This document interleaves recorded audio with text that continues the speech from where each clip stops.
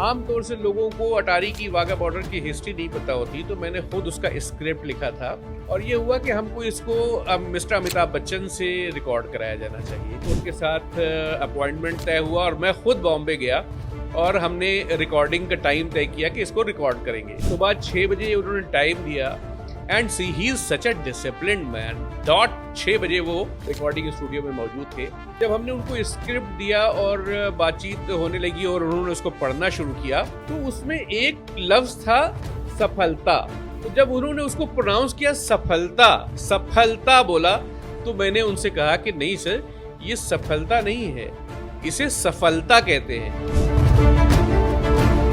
बड़ी डिटर्मिनेशन की आवाज में उन्होंने कहा नहीं, ये लफ्ज सफलता है। तो मैं बड़ी हैरानी से, बड़े गौर से उनको देखता रहा और मैंने कभी भी ये नहीं सुना था कि ये लफ्ज सफल है। लेकिन इत्तेफाक की बात है कि पूरी मेरी जिंदगी में, पूरे कैरियर में कभी भी किसी ने इस बात को पॉइंट आउट नहीं किया कि ये लफ्ज सफलता है, जो मिस्टर अमिताभ बच्चन ने उसको कोट किया। आज भी अगर आप जाइएगा तो वाघा पे जो आवाज है वो अमिताभ बच्चन साहब की है, पर ये क्रेडिट, ये शरफ मुझे हासिल है कि उसका स्क्रिप्ट मैंने लिखा हुआ है।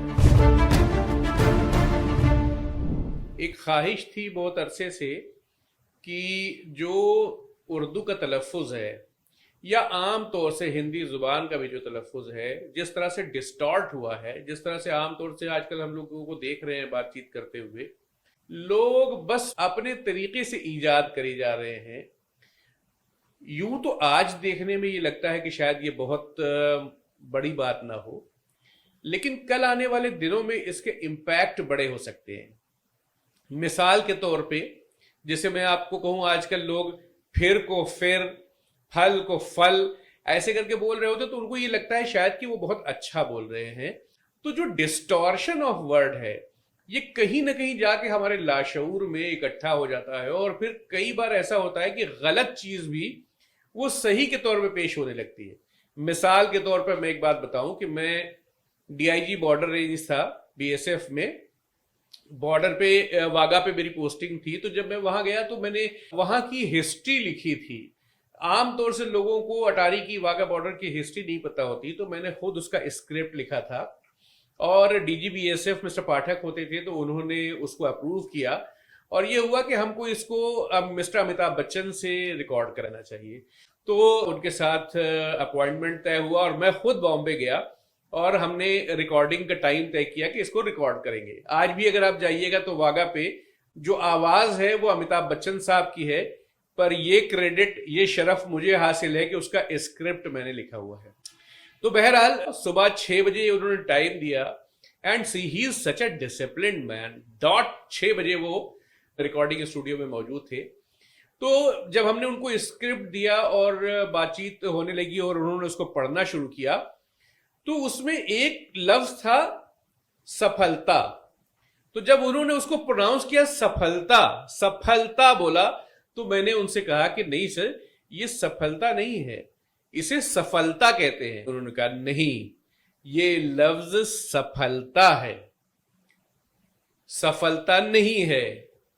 तो मैं बड़ी हैरानी से, बड़े गौर से उनको देखता रहा, क्योंकि मैं भी लिंग्विस्टिक का आदमी हूं और मैंने कभी भी ये नहीं सुना था कि ये लफ्ज सफल है। तो अमिताभ बच्चन साहब के कहने के बाद मैं उनके चेहरे को बड़ी हैरानी से और गौर से देखता रहा कि वाकई वो सही कह रहे हैं, सफल ही है। सफलता ये हिंदी का वर्ड है और इसको इसी तरह से प्रोनाउंस किया जाना चाहिए था। लेकिन इत्तेफाक की बात है कि पूरी मेरी जिंदगी में, पूरे कैरियर में कभी भी किसी ने इस बात को पॉइंट आउट नहीं किया कि ये लफ्ज सफलता है, जो मिस्टर अमिताभ बच्चन ने उसको कोट किया। तो मैं आज ये कहना चाहता हूं आज की नस्लों से कि जिस तरीके से वो लफ्ज सफलता था और हमारे लाशऊर में जाके सफलता के तौर पे फिट हो गया, एक गलत प्रोनाउंसिएशन को हमने अपने वोकैबुलरी में शामिल कर लिया, ये आइंदा भी हो सकता है। आज के दिन में हम जिन शब्दों का प्रोनाउंसिएशन गलत कर रहे हैं, कल आने वाले दिनों में, कल आने वाली नस्लों के सामने कोई और नजीर नहीं रहेगी। कल आने वाले दिनों में उनको लगेगा कि शायद इसको फिर ही कहा जाता है, शायद इसको फल ही कहा जाता है।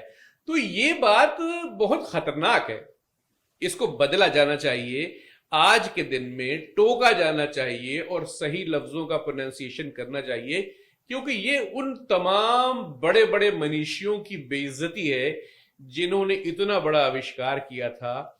और ये आविष्कार है लफ्जों के जरिए अपने जज्बों की तर्जुमानी। जो जुबान है, जो जबान का, लफ्जों का, तहरीर का अमल में आना इंसानी जिंदगी के डेवलपमेंट की सबसे बड़ी ईजाद है। तो इसको डिस्टॉर्ट नहीं करना चाहिए, इसको इसी तरह से इंटैक्ट करना चाहिए। तो कोई भी इसमें पहल करे, किसी न किसी को तो इसमें पहल करनी चाहिए। और इसी को ख्याल करते हुए मैंने ये अपना चैनल उर्दू अड्डा कायम किया है।